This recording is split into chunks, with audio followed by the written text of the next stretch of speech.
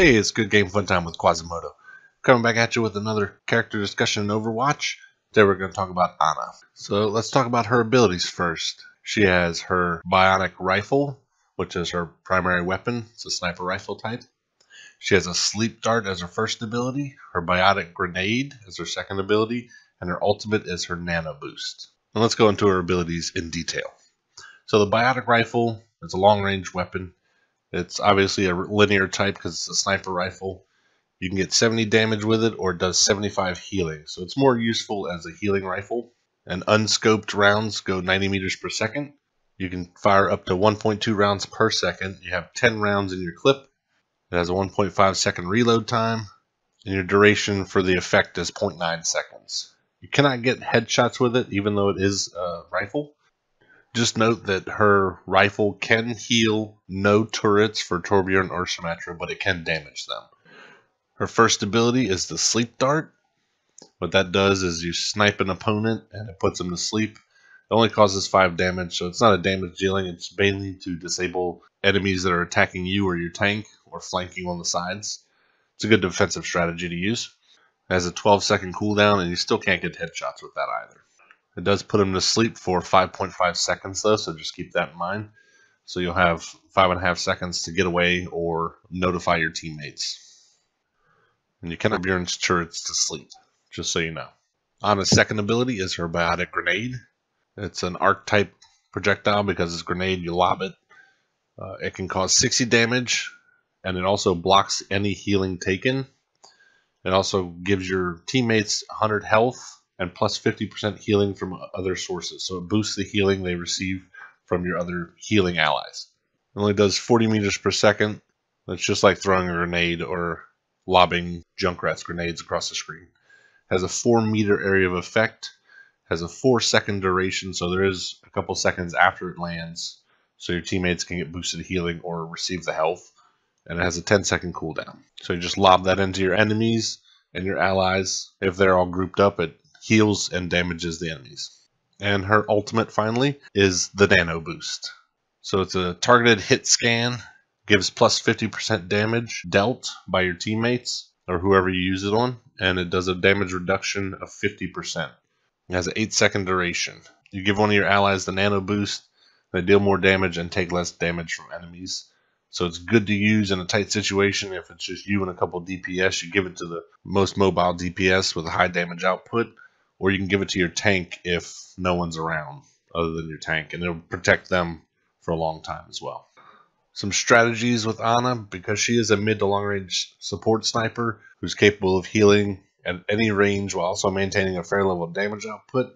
You want to be able to use your Biotic Grenade to amplify your healing effects and your allies so that the healing is more useful to keep your team alive. So it's good to use the Biotic Grenade around payloads and health packs so that you can boost the healing that your teammates receive. Your Sleep Dart is pretty awesome to use as well because it can render an enemy who's hit with it temporarily useless unless someone wakes them up. And just keep in mind that your Nano Boost is a supportive ultimate that is used to provide strong buffs to an ally, allowing them to deal more damage while taking less damage from the enemy. But like I said, if no one's around, you can just use it on your tank. She can also be an anti-healer, as her Biotic Grenade will prevent any healing done to the enemies.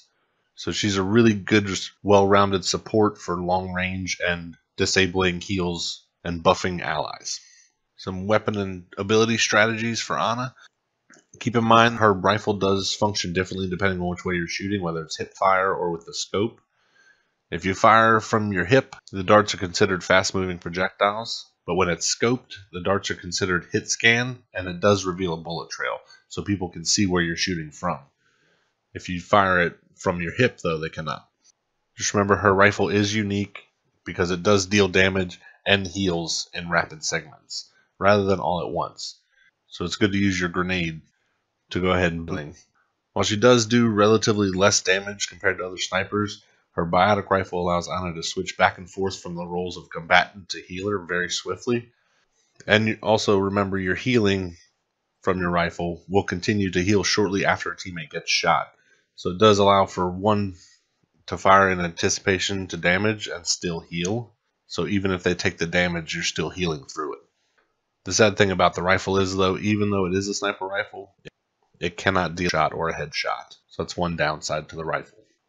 For your sleep dart, just remember that it deals very little damage to the target, although it is an excellent source of mitigating channeled ultimate abilities, such as the Genji's Dragon Blade or Soldier 76's Tactical Visor, and it can make the work of large mobile tanks who often attack snipers much harder, such as a Winston or someone like that. And also, using your sleep dart, you want to make sure you're in constant communication with your allies so you can make the most out of it, because any amount of damage, whether it be stray bullet or an explosion, is enough to rouse one of the people who are under the sleep dart effect.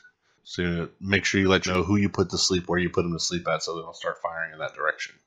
And for your Biotic Grenade, it's basically the only way for you to heal yourself outside of health packs. So you want to be able to use it on yourself and make sure your allies get into the field of healing. That way you can boost your shots on them. It's a fantastic tool for healing heroes with large health pools because it does increase the healing given to them for a short duration. That way you can use your sniper rifle shots to heal them faster. And in those situations, even if a critically injured tank needs healing, you can heal him with the darts in just a few darts after the increased healing effect. It also serves well as an emergency burst heal for both allies and Ana herself, should an enemy flank them. So it's a good panic grenade.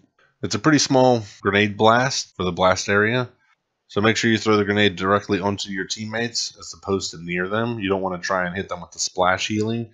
You want to make sure you land directly on them. And it's a really strong ability to use in a team fight. So you can throw it directly into a group of enemies and allies while everyone's in a close proximity to each other, and you'll definitely turn the tide of battle with that, increasing healing to your teammates and eliminating any healing granted to the enemies. For our Nano Boost, it does grant temporary increased damage of 50% and immunity to all 50% of the damage incoming, and that's for 8 seconds before it expires. And you can't be missed. It does ignore Genji's Deflect and Diva defense matrix. While you're under the effect, your character model will glow either red or blue depending on your affiliation to Ana. Nano Boost has the potential to make already deadly ultimate abilities even stronger, especially channeled on people such as Soldier 76, Tactical Visor, or Genji's Dragon Blade. Here are some general strategies to use when playing Ana. Even though she does have an outstanding damage capability like other damage dealers, she is unable to deal any critical shots or headshots and does have low mobility. So you want to make sure you focus on healing your allies rather than playing the DPS hero. And because you don't have the mobility, you can't act like them on your own. And even Ana can provide more healing than other supports due to her fast fire rate and Biotic Grenade.